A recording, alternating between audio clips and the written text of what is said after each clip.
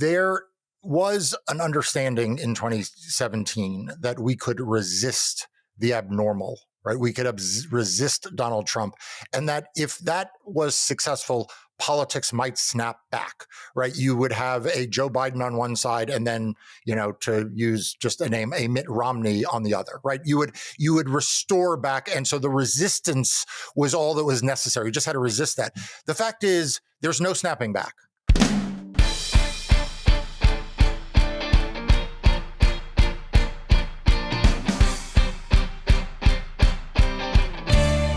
Hello, and welcome to the Politics Girl podcast. I'm your host, Lee McGowan. Let's get into it. Well, he won. And yesterday, he was inaugurated. I didn't watch it. The days leading up to January 20th have already tested my faith in this country, in the federal government's ability to counter any of what's coming, and quite frankly, it's tested my faith in humanity. But as today's guest, Marc Elias, has said, no one is coming to save us. We're it. And we don't really have the luxury of giving up and letting ourselves become cynical and nihilistic. Donald Trump and his enablers want us to feel powerless and hopeless. They want us to feel that resistance is futile. And honestly, between you and me, it's easy to feel that way when you see all of these important people with way more power than you bowing down to kiss the ring. These people who could stand up to the bully, who could make a difference supporting our democracy or our constitution, or even just what's right, tripping over themselves to see who can prostrate themselves further for the Führer. And it is incredibly pathetic. But it should inspire you. Because with all the talk of betas and cucks, these captains of industry are exactly that. Scared, integrity-free weaklings. These billionaires and media moguls and business leaders are the weakest link in our society. But we, the majority of this country who believe in fairness and justice and the rule of law, have another choice. And I'm having Marc Elias on today to talk about it. If you don't know Marc Elias, he is an American lawyer and the founder of the Elias Law Group, a mission-driven law firm committed to helping Democrats win, citizens vote, and progressives make change. He is also the founder of Democracy Docket, the leading progressive source of information, analysis, and opinions about voting rights and election and democracy. Marc has essentially acted as democracy's white knight for years, protecting our rights and our vote even as everyone around him seemed ready to capitulate to save themselves. This is the man who represented the Biden campaign and the DNC in their state-by-state response to Trump's bullshit Stop the Steal lawsuits, and he is still in the game after Trump got away with it all these years later. So without further ado, please welcome my guest, creator of Democracy Docket, founder of the Elias Law Group, and Democratic super lawyer Marc Elias. Welcome back, Marc. Thank you for having me again. Well, thank you for joining me. Honestly, I wish it was under different circumstances. When we spoke before the election, there was no question in my mind that the Democrats would win, and we were just going to be looking at months and months of lawsuits. But the fact that a handful of people in every swing state decided they would rather choose the rapist felon and his Christian nationalist technobros instead, honestly, it shook me. It's like a lack of imagination on my part, I guess. But yesterday was Trump's inauguration, the most expensive one in history, paid for by a bunch of super rich guys trying to curry favor. In fact, there were so many people who donated to that inauguration that I think they were at $200 million before they cut it off because they'd run out of VIP tickets. And the whole thing felt really sickening to me. So before we go into what do we do next, I really do have a couple of questions for you just to address some thoughts that people are having right now. Do you mind if we just start there? Sure. Okay, great. Do you think that Trump won the election fair and square? Look, Donald Trump won the election. I hate to use words like fair and square or free and fair because those are loaded and various things. There was no fraud in the outcome of the election. The ballots were accurately tabulated. So in that sense, he won fair and square. I think the question of whether or not fair and square includes continuously lying to the American public, whether fair and square means having billionaires controlling platforms that continuously lie to the American public, I think, sort of stretches the definition of fair and square. But I think that if the import of the question is, do I think that the election was rigged? No. Do I think that there was something wrong with the vote totals or counting? No, I don't believe that there's any evidence of that. And I don't think it is productive for people on the left to be trafficking in that. Yeah. Okay. Well, I think that's very helpful for people because I think a lot of people were like, just do a forensic audit, or how is it that Elon got this involved? Or, we all know that Trump ran to stay out of prison, and essentially Elon basically said he was also making sure that he was staying out of prison. So I think it made a lot of people feel like these people would have done anything to win. And you're saying, yeah. And what they did was use their, influence to lie to people and convince them that they were voting for something that they're never going to get. And that is different than changing vote tabulations and such. What about the Constitution? Why do you think that the Jack Smith report didn't trigger, say, the 14th Amendment? Like, isn't proof of attempting to overturn the last election grounds for his electoral votes to be invalidated under Section 3 of the 14th Amendment? Because that part of the report was really specific, direct evidence of participation in the fake electors scheme, and we still just handed the country over to a treasonous felon. So is that something that we should have done differently? Look, I was very critical of the U.S. Supreme Court's decision on this back at the beginning of last year when Colorado kicked him off the ballot for precisely that reason. I was outspoken. I wrote about it on Democracy Docket. I did videos about it. I was on television about it, that I thought that he was disqualified under Section 3 of the 14th Amendment. And I think the Supreme Court not just got it wrong, but I think that they got it wrong in a very cynical way. It was sort of a like, well, this is not up to the states, but then we're not really leaving it up to anybody else. Like in many respects, like they subsequently then did in the immunity order, they essentially gave a gift to Donald Trump. But I think it goes broader than just that. I mean, I've also been, and here, you know, you and I may not agree. I've been very critical, frankly, of the entire justice system as it relates to Donald Trump. And I don't mean just the entire justice system parts that we don't like. I think the fact that Judge Merchant gave him assurances before the sentencing that he would not go to jail, I think was wrong. I think the fact that the prosecutors in that case showed up on the day of the sentencing and agreed that he shouldn't face any penalty was wrong. I think the fact that he was allowed to appear by video and was assured that nothing of this was going to inconvenience him too much, I think was wrong. I think the fact that Jack Smith let his lawyers review the final report as a courtesy, what Jack Smith called an accommodation. Why did he get that accommodation? I can tell you, I've been mentioned in John Durham's independent counsel report. Hillary Clinton was tarred in that report. There wasn't any courtesy or accommodation made for Secretary Clinton or any of the rest of the people who were mentioned in that report. And so why did Jack Smith feel the need to give that? Because what you knew was going to happen is exactly what happened, which is that Donald Trump's lawyers would then spread lies and disinformation about it and go to Judge Cannon in to try to block it. So, you know, I have been disappointed in almost every aspect of the way in which one side has played by norms and the other side has played by outside the lines. And I'm not saying that Democrats should play outside the lines. I'm not saying that Merrick Garland should have played outside the lines. But when Merrick Garland gave his benedictory talk to the folks at the Department of Justice, he celebrated how they all followed norms. And I'm thinking, what about this experience leaves us to think that was the right outcome? Again, follow the law, yes. But if you ask me, do I think that Section 3 of the 14th Amendment should have been invoked I think the Supreme Court got it wrong. And I think that there was too quick for everyone to say, all right, well, you know, it would be a big deal to disqualify Donald Trump. Yeah, is it all about believing in the institutions and believing in the country and holding on to this idea of democracy with the hope that we can potentially fix it one day? Or is it just like wishful thinking? Right. That's exactly right. And so, you know, look, I have spent my career fighting for democracy in court, and we fight within the rules as they are. We fight within the law as they are, but we fight hard and we don't give up. And I would have liked to have seen in the aftermath of that Supreme Court decision, you know, whether it was other states, other legal theories, you know, the Department of Justice, you know, some greater, you know, not giving up. And I thought that Jack Smith, I realize I'm jumping from topic to topic, but to me, they're all connected. Jack Smith, even to the extent that he voluntarily dismissed the charges against Donald Trump, well, he did that because it's a norm. He did that because that's an opinion of the Office of Legal Counsel. I would have not dismissed the indictment. I would have said, you know what, if they're going to dismiss the indictment, they're going to do it when he takes office. Then he can dismiss the indictment. His agent can dismiss the indictment. Yeah. No, I agree.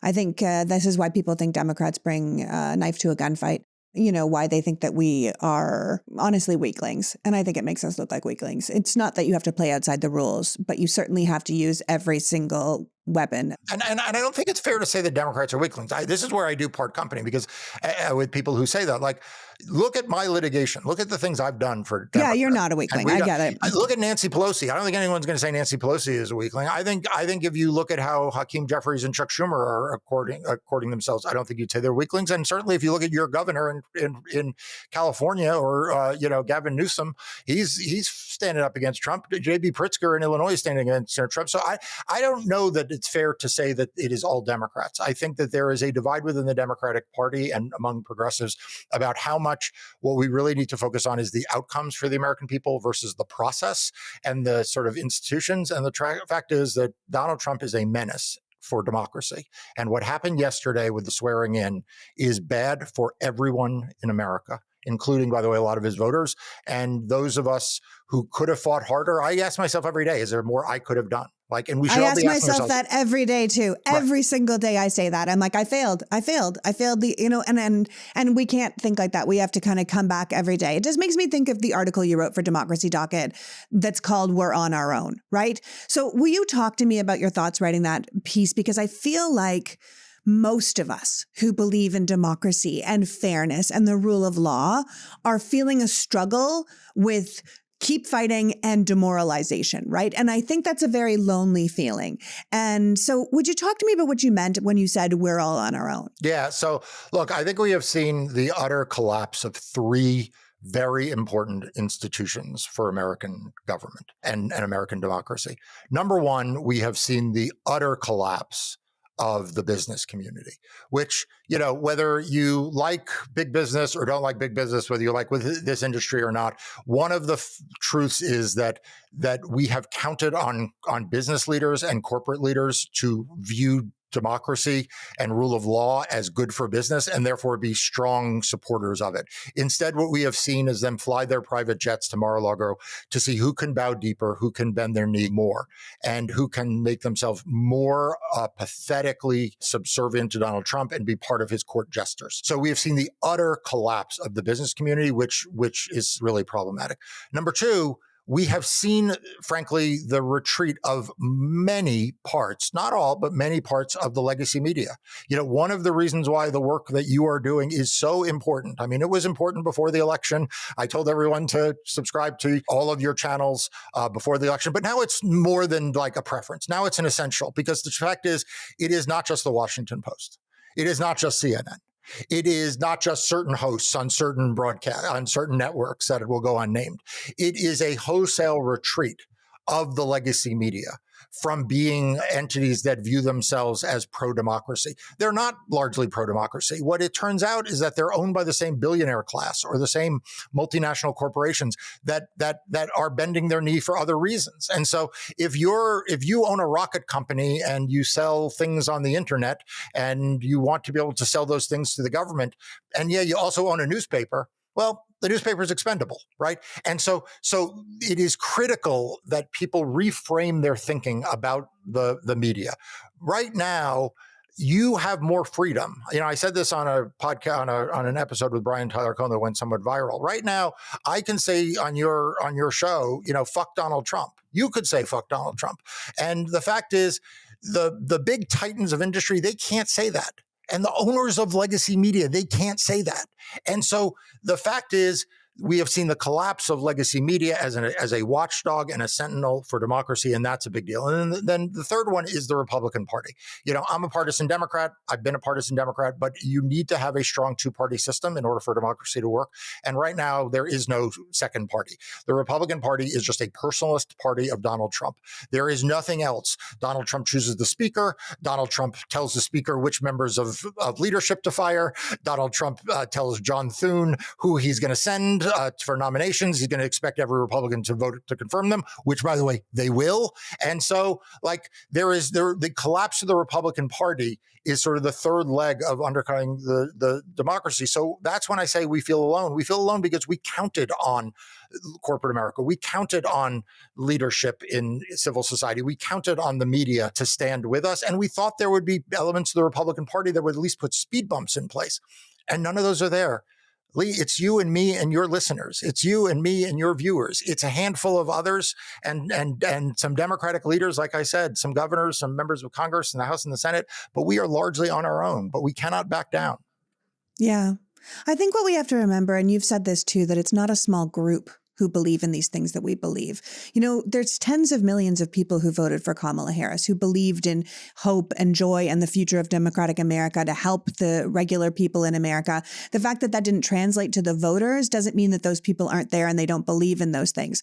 There's millions of people who didn't vote but believe in democracy and the rule of law. Like you mentioned, there's millions of people who voted for Trump who felt like the government was failing them in some way, but aren't going to like what's coming, right? And so we need to find a way to unite these people together. And in the article, I think you quite rightly said that you wish you had this solution, right? But we're dealing with a bigger problem than one person can solve. And we can't just be sitting here waiting for a leader to come along and tell us what to do, because no leader is going to come out of some smoky back room and be like, here's the plan, right? That's what a lot of us are waiting for. People have often called you democracy's white knight, but you're saying, like, don't just look for me to come in on a white seat and be like, here's the plan. We have to look to ourselves. We're going into what you've called an illiberal time, right? And to work against that, it's going to be a group effort. It's going to be a group effort from the elected leaders who have honestly, the balls to stand up, the people in civil society that want to have a rule of law and don't want to be in a dictator society, ordinary citizens, our community groups that are out here doing the work. All of us have this leadership role and what you call adopting an opposition mindset, which means not attacking each other, right? But supporting each other in opposition to the far bigger threat. And you have been very clear about this concept of opposition, an opposition movement, not only to resist Trump in the short term, but to oppose MAGA and Trumpism for the long haul, that this is about much more than just the next 4 years, right? Like you've explained that your problem with resistance is that it feels sort of temporary, right? Like we just need to resist these people for, say, 4 years and wait them out. But you've been saying it's important to acknowledge that this dream that things are going to go back to normal is over, right? Like things are not going back to normal, which is why we need an opposition and not resistance. If resistance is about holding something off, opposition is about fighting back. Do you want to expand on that for me a little bit? So I'm very sincere when I talk about my dog because I love him so very much. He is such a good boy. And I hated how nervous he was over the past couple of weeks because of the fires here, because he was reading our energy and he was watching us pack our stuff up and feeling concerned that he was going to be left if we were going on a trip. And I kept telling him not to worry because if we had to leave, he would be coming with us. But one of the things that was great when I started to think about packing the dog stuff was that Chips now eats Sundays for dogs. Sundays is not only a healthy dog food made from a short list of human-grade ingredients, co-founded by a practicing veterinarian who tests and formulates every version of each recipe with 90% meat, 10% superfoods, and 0% synthetic nutrients and artificial ingredients, but also it's incredibly easy to store and serve. So unlike other fresh dog food, Sundays doesn't require refrigeration or preparation because of their air drying process. So if you are going to be traveling with your dog, as I thought I was going to be, I was so grateful to have a dog food that didn't need a can opener or a scoop or refrigeration. Plus, I already had a couple of bags of the chicken and beef flavor because the food is shipped right to our house, so it was just ready to go. Just another reason to love Sundays for dogs. So maybe the new year is not only the perfect time for humans to make healthy changes, but it's a good time for your pup as well. So get 40% off a 2-week trial of Sundays by going to sundaysfordoggs.com/politicsgirl and using the code politicsgirl at checkout. You can cancel or pause your subscription at any time with a 100% satisfaction guarantee.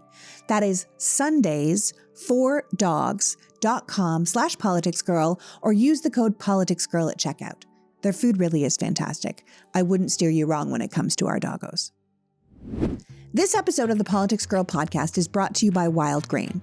You might have heard me talk about Wild Grain over the holidays. Wild Grain is the first bake from frozen subscription box for artisanal breads and pastries and pastas. Wild Grain boxes are fully customizable, so in addition to their classic variety box, they have a gluten-free box and a 100% vegan plant-based box. Best of all, they take the hassle out of baking, since all items bake from frozen in 25 minutes or less. These boxes are amazing. We made croissants over the holidays, cookies, we had a baguette with our pasta, just fresh baked goods from the freezer to the table. And they're delicious, and it's a real treat to have them at home whenever you want. Are you ready to bring all your favorite carbs right to your doorstep? Be sure to check out Wild Grain so you can begin building your own box of artisanal breads and pastas and pastries. For limited time, Wild Grain is offering our listeners $30 off their first box, plus free croissants in every box when you go to wildgrain.com/politicsgirl to start a subscription. Yes, you heard me. That's free croissants in every box and $30 off your first box when you go to wildgrain.com/politicsgirl. That's wildgrain.com/politicsgirl, or you can use the promo code politicsgirl at checkout. So the other day I was standing around my bedroom trying to figure out how to make it nicer. And Sean was on the bed on his phone, and finally he looked up and he said, "Are you trying to get my attention? What are you doing over there?"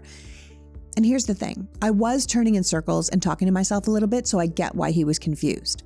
But with all the ugly in the world right now and all the sadness and fear around the fires, I've been spending my limited time online looking at bedrooms to get some inspiration, and I was in the zone.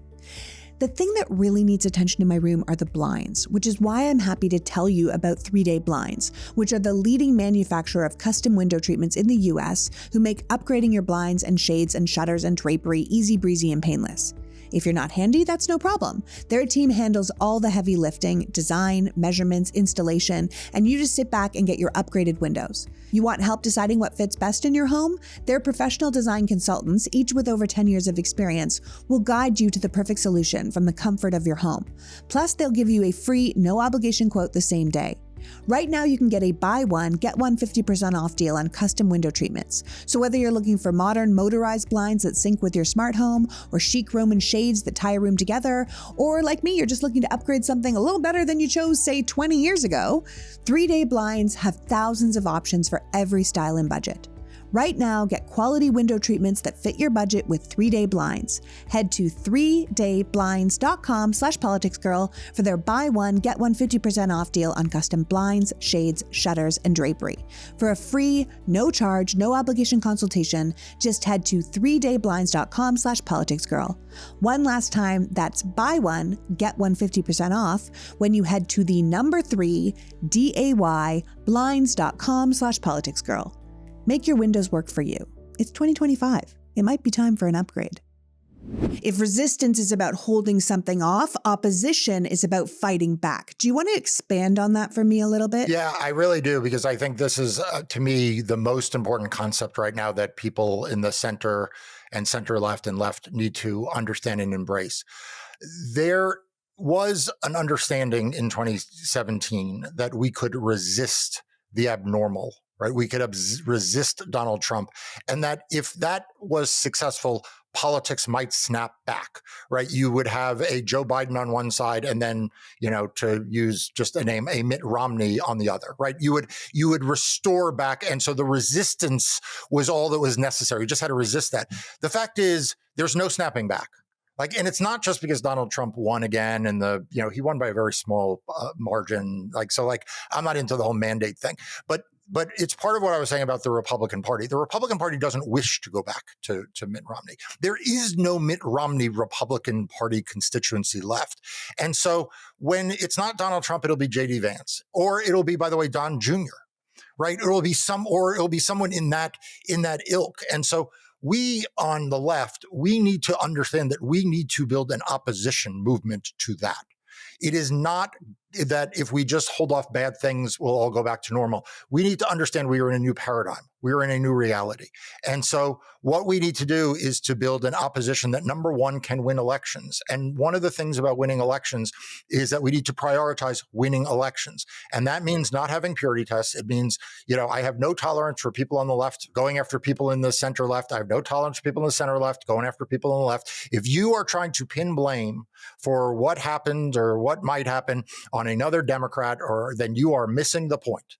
Okay, the problem here is not within the Democratic coalition. The problem here is the Republican Party has turned into a illiberal party that supports Donald Trump without question. And so that's number one. Number two, we need to understand that going on, CNN is not going to get your message out. This is not about finding the next Joe Rogan. This is about supporting independent media today. There are people like you who are out there every day doing the work of spreading the news that people need to hear. And by the way, you're who they're listening to. You are who people are tuning into. And so we need Democratic elected officials. We need progressive leadership. We need people to normalize that this is where you go to get information and to share information. President Biden did a final op-ed, and where did he put it? He put it in the Washington Post, and I just had to shake my head. I'm thinking, why on earth, of all the places you would publish, why would you put it in the Washington Post? I mean, put it on the White House website if you want. Go and put it on a progressive Substack. Go on Politics Girls podcast and announce it, right? Whatever it is, you're the president of the United States, you're going to get coverage. Don't worry, right? And so it's we need to make sure we have new ways of getting messages out, and we need new voices. And people like you have a huge audience because you are a different voice. You are not sitting in Washington, D.C. talking in acronyms. And so, you're oftentimes, I came across you and I loved you from the moment I saw you because you were standing in a kitchen. You were talking from people literally about kitchen issues from the kitchen. And so we need to do that. And finally, we need to be open to new institutions and new policy ideas. We cannot just defend the same ideas because they've been the same ideas. We need to be willing to change. We need to be willing to adopt things that are working. And same with institutions. We need to understand there will be new institutions that rise, and some old institutions will fall. Some will transform themselves. This is a period of dynamic change, and it can be exciting. It can be exciting, but it will be terrifying. And I understand, and I want to acknowledge this. Right now, people are terrified, and I understand why. What we just saw take place with Donald Trump is terrifying, and people are understandably scared. But don't disengage. Don't disengage. Unsubscribe from the Washington Post. Subscribe to Politics Girl. Stop watching legacy media. Start watching her. Right. But don't disengage. Engage in a new paradigm. And if we all do that, as you said, we won't be alone. But we won't be alone because we will build this new opposition movement that is not dependent on the institutions that have failed us. And frankly, we'll come up with some really good ideas moving forward. Yeah. Okay. Well, let me just back up then and go through some of these ideas that you just mentioned in brevity there, because I feel like you've got kind of 5 main pillars to this opposition movement. And I'd love to back up and just sort of go through them so people sort of have a better sense of it. The first one you mentioned was win more elections, right? And that feels like pretty self-explanatory. Obviously, if Democrats want to, oppose the Trump administration, they need to win more elections. But I don't think it's as obvious as it sounds. I mean, obviously considering the last election, but it's clearly not as easy as it sounds. And you've mentioned that we tend to organize around issues, but we have to remember that we're not going to get any of our issues addressed if we don't elect politicians to office, right? So we have this divide between the Republican Party and the Democratic Party, whatever version of it is, progressive, centrist, liberal, whatever, that is so wide right now. It is so different. A state run by a Democratic governor or a state run by a Republican governor are night and day different, right? Like how a Democratic mayor or a Republican mayor are going to rule on things around their state or their city is just completely dichotomous. And it's such a night and day difference that we need to be doing our business in the light. So we can't, as you said, be doing this purity test thing. We can't be beating up our own candidates. Like we can't be dragging our own candidates down because they didn't check every box that we wanted them to. We have to kind of get serious about the fact that, is this person closer to what I need them to do when this is the alternative over here? So that's the first one, right? Yep. That's exactly win more right. elections. Yeah. Okay. So the second one, you're talking about expanding our thoughts, having different ideas. And you've talked about having a big tent of thoughts and ideas. What do you mean by that? I think that's also sort of a little purity testy as well, less tone and thought policing. But when you talk about people being able to speak freely, what do you mean? Yeah. So, I'll give you an example that actually was part of what got me thinking about this from actually your state, California. Like California has a problem with housing. There is not enough housing. Housing is too expensive. And I listened to a lot of people talk about why this is. And some people said it's because it's too expensive. Some people said it's a landlord problem. It's corporate buying of apartments. Some people said it's land use rules. Some people said it's builder problem. And it occurred to me that within the center left to further left, there are a lot of ideas, and we need to be open to them. Like, I don't know what the right answer is to solve the housing problem. And I don't think anyone in California should think they have the solution to it because there's still a problem. So like, we should be willing to say like, okay, let's talk about, is it this problem or is it this problem? Is there a solution this way or that way? And that's just like one example in one state. But at the national level, we have a lot of big problems that Democrats are trying to solve. Republicans are not trying to solve those problems. Republicans don't want government to work. We do want government to work. But we need to be willing to say, okay, I have one idea of how we can solve this problem. Someone else of good faith has a slightly different way, or maybe a very different way. And we should not be saying, how dare you raise that as an idea? Let's have a big enough tent that we can discuss these things in good faith and try to move towards better ideas. That's how, frankly, FDR got to Social Security, right? Like he got there by having there be this debate within his administration, within his government. That is how Joe Biden passed so many historic bills, right? It was a messy process, but it was a process that yielded some ideas this way, some ideas that way. And rather than criticizing that you don't like the other person's ideas and yours are better, I think the Democratic Party needs to be willing to think and entertain new ways of acting and people who are coming to that debate. Yeah, no, my husband speaks like that. I like to come to a table with my actual plan that's all organized. And he always says, there's no bad ideas. Like throw them all out on the wall and we'll see which ones work, right? We need to be able to speak freely, to put our ideas on the table without being afraid of being canceled or ostracized. That's how we get new good ideas. It's also how we get bad ideas, but we can throw those bad ideas out if we don't like them without people losing their minds and saying like, how dare you say such a thing? Like you're saying, there's lots of different ways to fix the housing crisis in California. And some of them would work together and some of them won't work at all. But if we can't say them, then how are we ever going to solve a problem? Because as you're saying, the alternative to what we're trying to oppose has no desire to fix it at all. Okay, so the third thing I think you've talked about is this institutional idea, that the institutions themselves need to change, that the reality we face is not necessarily served by the institutions we're currently working with or the policies we're currently working with. And if there are parts of the government that don't work for the people anymore, be that institutions or policies, if they are dated, if they are obsolete, the question is, why are we holding on to them so tightly? Is it because that's what the establishment likes? Is it because that's the way we've always done it? And is it that we need to start thinking out beyond that now? And you use the example of climate, right? That we have this crisis around the climate, which we clearly do. But if we need to build alternative ways to get energy that isn't so destructive, we might have to say, okay, we've worked with fossil fuels for a really long time, and it's not meeting the moment. So we need to change. We need to really invest in a Green New Deal, that kind of thing. Now, I think the Republicans are actually pretty great at reimagining things, much better than we are, right? They reimagined MAGA. They reimagined their communication structure that you and I were talking about, a way to get their message to the people well before we did. They invested in it. They now have this ridiculous Department of Government Efficiency with Elon and Vivek just cutting stuff they don't like, right? These are not good ideas necessarily, but they definitely have moved and changed with the times to meet people where they are, or at least drag the public along to where they want them to be. And you pointed out in an article you wrote recently that the Democratic Party used to be the party of change, but change doesn't always mean adding new things. Sometimes change can be taking away old things that no longer work. This podcast is sponsored by MD Hearing.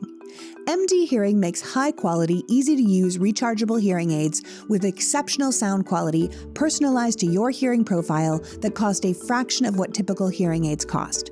In fact, MD Hearing's Neo model costs over 90% less than clinic hearing aids. The Neo fits inside your ear, so no one will even know it's there. Plus, MD Hearing just launched their Neo XS, MD Hearing's smallest hearing aid ever. While everyone is out here making things more expensive, MD Hearing recently cut their prices in half. You can now get their high-quality digital hearing aids for only $297. MD Hearing was founded by an ENT surgeon who saw how many of his patients needed hearing aids but couldn't afford them. He made it his mission to develop a quality hearing aid that anyone could afford, which is probably why MD Hearing has sold over 2 million hearing aids, and you can buy them with confidence because they offer a 45-day risk-free trial with a 100% money-back guarantee. So get the high-quality, affordable hearing aids that you deserve with MD Hearing. Go to shopmdhearing.com and use the promo code PoliticsGirl to get a pair of hearing aids for just $297. Plus, they're adding a free extra charging case, a $100 value, just for listeners of Politics Girl. That's shopmdhearing.com and use our promo code PoliticsGirl and get a pair of hearing aids for just $297. So I love my coffee, but some people do not. Some people are just super sensitive to caffeine and end up feeling jittery and off for the rest of the day if they have one, which is why I am telling you about Mud Water. Mud Water is a fantastic coffee alternative made with a blend of organic functional mushrooms that keeps you sharp and energized. Mud Water's got ingredients like lion's mane, which supports focus and mental clarity, reishi, which helps keep you calm and balanced. There's also chaga for its antioxidant benefits, and cordyceps, which boost your energy and stamina, which is very helpful on those long work days. Their OG blend has a rich, earthy flavor with hints of cacao and chai. You can drink it hot or iced, or use the frother Mud Water sends along to froth up some milk and drink it like a latte. No caffeine spikes or crashes, just steady, focused energy. Plus, every single ingredient in Mud Water is 100% USDA certified organic, non-GMO, gluten-free, vegan, and kosher.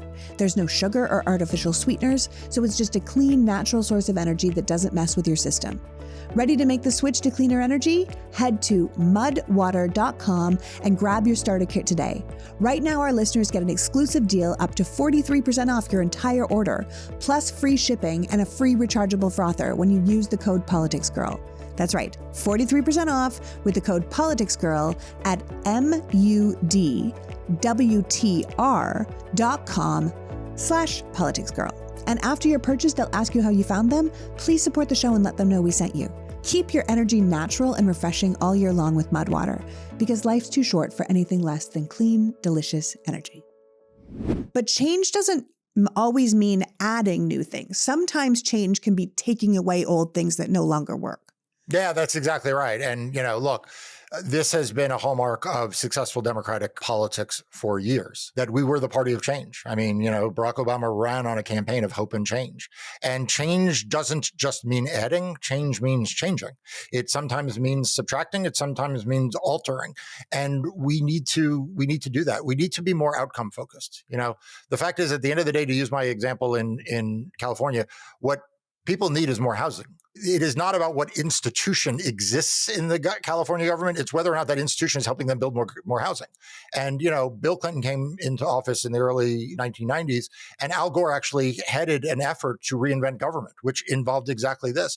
Barack Obama took this on when he came into government. And actually, I think not enough credit is given to Joe Biden's administration for actually trying to change up a lot of things. I mean, he has made huge changes to government around American infrastructure, around investing in an industrial base, around climate. There's been a lot of change that's been made. And I think that the problem is sometimes we don't like to talk about it in those terms anymore. We used to love to talk about it in terms of change. Now we don't want to talk about a change. It's change. We try to act like we're just adding. And I think that that's a mistake. And it's both true with policy and government. It's also true with institutions. If we have organizations or institutions that just aren't serving the needs of voters or of the American public, like the fact that they exist isn't a reason for them to continue to exist. We need to invest in things that matter to people in their lives. Yeah. Yeah, no, I think if we had gotten everything that was in the original Build Back Better bill that Biden put out with paid family leave and affordable childcare and all these things that people actually need, it would have made a huge difference. But the Republicans deliberately got in the way of that because the last thing they need to see is government working, right? Their whole thing is government doesn't work and we should privatize everything so a couple of us make more money, right? So this isn't about waiting. It's about building, right? Building a new electoral structure, building new strengths for our party, building out our power in the states, which I think is very important because I think we need to acknowledge that that is what the Republicans did, right? That when they felt out of power in the federal government, they went to the states and they took over the state legislatures. And we see how much power those state legislatures have and how much power the Republicans have to get things done, how much power they have just holding that many states when it comes to the Electoral College, when it comes to if they even wanted to change the Constitution, that kind of thing. I think we as a country need to acknowledge that the Republican Party we know is never coming back, right? This is who they are now. And we need to build, as you're you're saying, this opposition for a future that acknowledges that we are the opposition to an extremist party called MAGA that's filled with Christian nationalists and white nationalists, and a party that will put our country in danger by doing things like greenlighting completely inept cabinet members simply because they will say yes to the leader no matter what he asks, right? So then that brings me to your communications model. If we want people to understand that, if we want people to be listening to people, not just me, there's lots of people out there, but we haven't invested in people like us. Like I keep saying with the Joe Rogan thing, like we don't need a Joe Rogan. We need people to invest in the people that are already doing the work so they take us seriously like Joe Rogan. Because one of the reasons Joe Rogan is Joe Rogan isn't because he's so brilliant. The guy doesn't even prepare. It's because somebody gave him $125 million to do the job. If you gave me $125 million, people are like, oh, I guess she's pretty smart. We should listen to her, right? Like someone paid her a lot of money to do it, right? So I think we have to invest in the people that we're doing. And you've said that like, it's really important that we move forward with this new communications model, that we aren't building just for 2026 election or the 2028 election. We're not thinking a 4-year thing, a 2-year thing. We have to build 10, 20 years out. And part of that is explaining where we want to go to people in a way that they can hear it, right? Like this is really essential. I think legacy media got really arrogant, but it goes back to what you were saying about 3 people that let us down. It was like corporations, the media, the Republican Party. But like you're saying, corporations and the media are the same thing now, right? They're not the fourth estate. They are part of the business community that just wants to do well financially in a capitalistic society. That, I think, is the big takeaway from the last 2.5 months. Like, even since I started writing about this, this is the thing that has become most clear to me that I think is most clear to everyone. The assumption was that we needed to trust and embrace and promote legacy media because they would have the heft, and only they would have the heft to take on a Donald Trump, to have the resources against threats that Donald Trump might make, that, to cover all of his foibles. And that the problem with, frankly, people like you is that you would be intimidated and you'd have to back down because you didn't have all of that heft and resources. And it turns out that was entirely wrong. It turns out, actually, it is precisely because those large media organizations are owned by multinational corporations or by diversified corporations that they actually can't afford to stand up to Donald Trump. They can't afford to have their theme parks boycotted. They can't afford to have their licenses to their local broadcast stations denied. They can't afford to have their rockets not contracted with, their server space not used, not to be a government contractor. They can't afford any of those things. And so they are the first ones to bow down. They're the first ones to bend a knee. They are the first ones to accommodate a Donald Trump because they can't afford not to. And it turns out that whether it's you or it's Democracy.com, which I run, we actually can afford to. Democracy.com is not looking to curry favor with Donald Trump. You are not looking for a government contract with NASA. You're, like we all actually can be the ones who. Yeah, no one's stealing my $1 million paycheck. Correct, exactly. I don't have 4 houses in the Hamptons I have to keep paying my mortgage on. Yeah, so you have to keep. So what we need to do if we are going to have a successful opposition movement, we need to promote these independent voices, because honestly, that's how a Joe Rogan or the others get powerful, or Ben Shapiro, or Candace Owens, or Charlie Kirk, or the Daily Wire. Yeah, yeah, because they also built a movement or a media strategy on the idea that honestly, they don't need anything from politicians. They're able to deliver their messages, and they're able to promote a rabidly terrible version of Republican MAGAism, but just as that could be a force for bad, it could be a force for good. But we need people on our side to understand it. And by the way, and I say this to Democratic candidates and office holders all the time, it's also good for them. I mean, the fact is, if they go on Fareed Zakaria, and I, by the way, watch Fareed Zakaria, so I feel bad, picking on him, but Me and 60,000 other people are watching Fareed Zakaria. and none of those people are persuadable voters.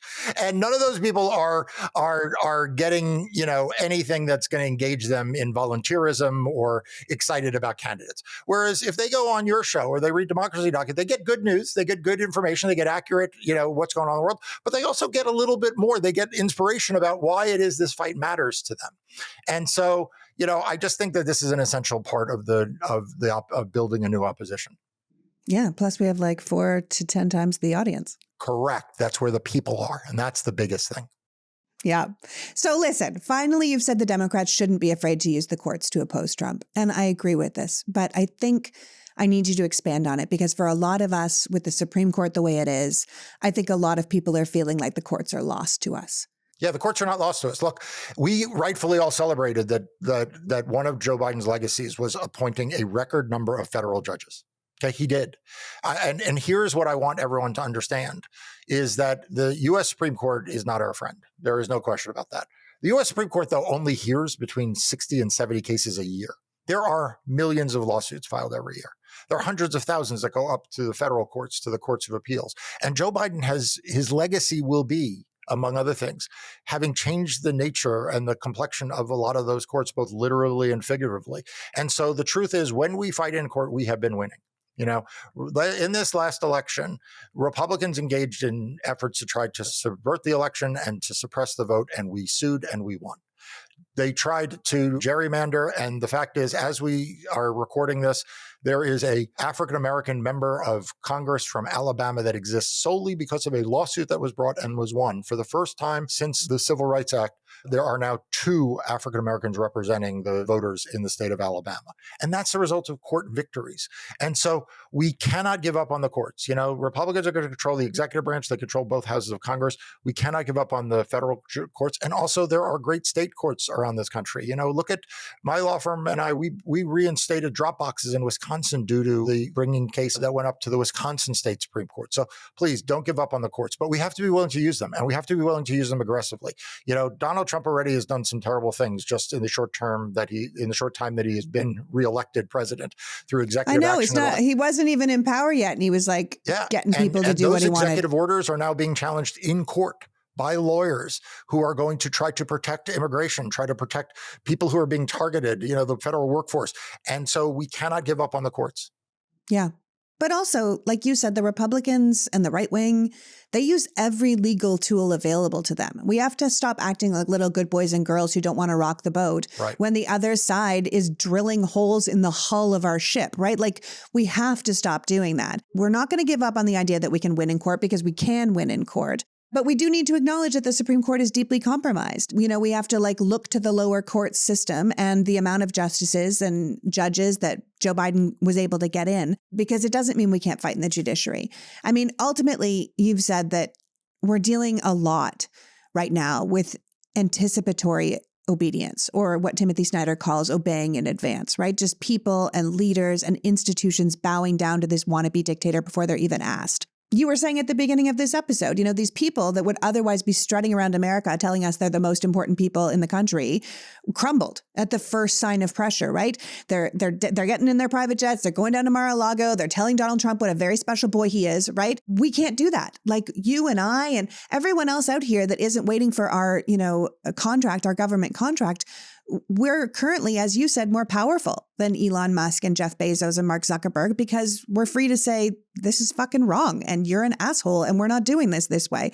And I think it's really important that we keep reminding ourselves that we're not helpless and hopeless and alone, because there really are so many of us. I feel like ultimately you're saying, I know who I am. I know what I'm going to do. You're saying Democracy Docket itself is not going to obey or bow down. Democracy Docket is going to stay independent news and an independent news source and not be beholden to billionaires or venture capitalists or any sort of private equity. And our success, your success, my success, people like Brian Tyler Cohen, people who are out here doing the work, the Bulwark, Lincoln Project, those kind of people, our rise and fall will happen on people thinking that we actually give them a quality product, that they care about the country, they want to help us out, they want to listen to us. And I think that that's very important because it gives us way more power than it feels like we have. So if people are listening to you right now and they're like, geez, I really do need to support Marc and his work and all the legal work he's doing moving forward and all the information he's giving us, how do they follow you to keep your, what I think is a noble mission going? How do they do that? Look, I mean, obviously they can go to democracy.com, they can subscribe there, and that's Which they great. should. But I'd also ask you, I periodically put out lists and I'll put out more, I support independent media across the board. I certainly want them to support you and the work you're doing. I want them to support, you mentioned Brian Tyler Cohen, a great example. I know you're involved in an organization called Chorus that is like helping incubate this across the board. Like, it's not the thing that I find so frustrating when people say that there needs to be a Joe Rogan on the left. First of all, you can't just like invent a person. No, it's so reactionary. But also, Donald Trump didn't win because there was a Joe Rogan. As you say, there was a Charlie Kirk. There was a Steve Bannon. There was a Turning Point USA. There was a people who I hear their names and then I learn more about them and I'm like, it's wild. Like, we need a progressive infrastructure. We need an independent media and messaging infrastructure. And so people need to support all of it. And so Democracy Docket is my contribution to that, but it is not by far and away the only one or even the most important. Well, I think it's pretty important. I want to thank you for joining us today, Marc. I mean, as the people with the loudest microphones right now on legacy media are kind of turning them down or worse, changing what they say to better please the future leader, I'm really very, very pleased to know that there are people like you out here willing to make up the opposition, because it's going to take all of us. And I don't want us to think our country is over. We're just playing by a completely new set of rules, and we need to toughen up and fast. Amen. So that was Marc Elias, reminding us that we are in a new paradigm, a period of dynamic change, which is understandably scary, but can also be exciting if we capitalize on the potential. There has been an utter collapse of the business community, the legacy media, and the Republican Party. And the faster we move past our feelings of nostalgia for the America that was and create a working opposition party that acknowledges the America that is, the better off we'll be. We can't wait for a savior to ride in and tell us what to do, or beat up on the leaders who do arrive for not being perfect enough. Surviving this and building something better is going to take all of us, but we need to get ourselves into the opposition mindset. This no way, we're not doing that, not on my watch kind of thing. The American people who still believe in truth and fairness, democracy and the rule of law have to stick together, because there are more of us out here than you think. I want to thank Marc for joining us today, and you for caring enough about this country to be here. Now take a deep breath and remember who you are. Until next week, PG out. Before you go, I just want to say, if you're a premium member of this podcast, thank you. And if you're not a member, please consider supporting my work. As Marc said, the rise of new messaging is essential in this political landscape. The mainstream media is no longer a reliable source of information, and the right-wing extremists already have an incredible advantage because their side invested in messaging well before we did. So if you aren't a member of Politics Girl Premium, please consider going to politicsgirl.com and signing up.